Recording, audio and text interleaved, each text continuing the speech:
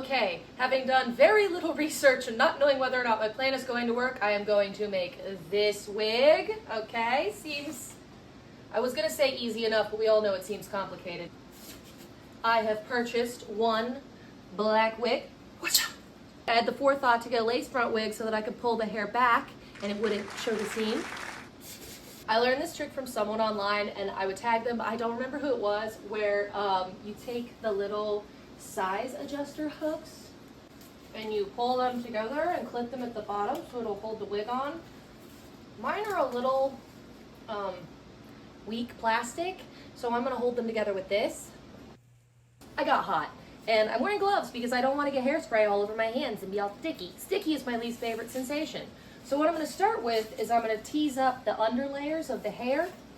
So cue the Mabim Bam animatics in the background and speed up the footage. It's the start of something beautiful.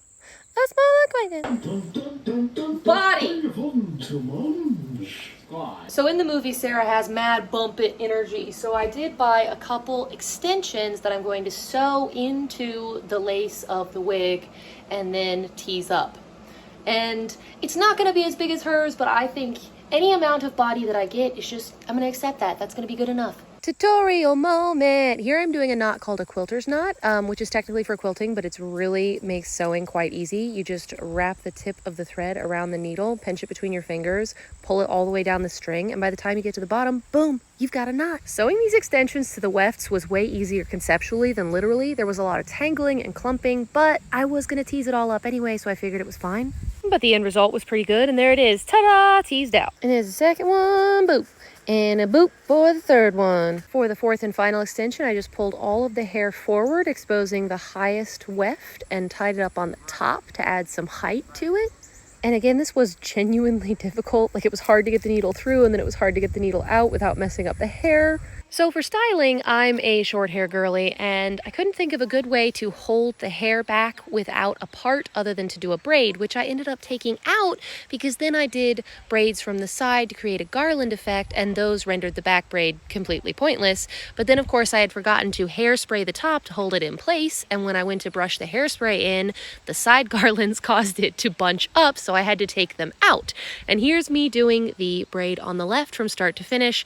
After all of that, oh, let me do this, let me undo this, let me do this, let me undo this. The garland effect ended up looking really great, and again, I sewed it down to hold it in place, which was really annoying, but gratifying because this was the point where it started to come together and actually look good. Here's what we got. Final base look. I have the hair pulled back, and the little sort of bump it on top, decent amount of volume. I stabbed my mannequin in the face a bunch of times. Now it's time to get fancy with the shiny leaves. Here are the things I purchased to bedazzle the wig. Okay, it's time to take a poll. Vote in the comment section. Do you like sped up audio on a sped up video, or do you hate being able to hear it? Because I always imagine I'm going to hate the sound of it going like, and then when I actually hear it, I'm like, no, this is kind of soothing. This is kind of fun. It makes me feel like I'm getting something done. And speaking of done, here's the final look. Ooh, so cool. Anyway, if you liked this video, please like and subscribe. And if you'd like to see a video about how I made the dress, click the link.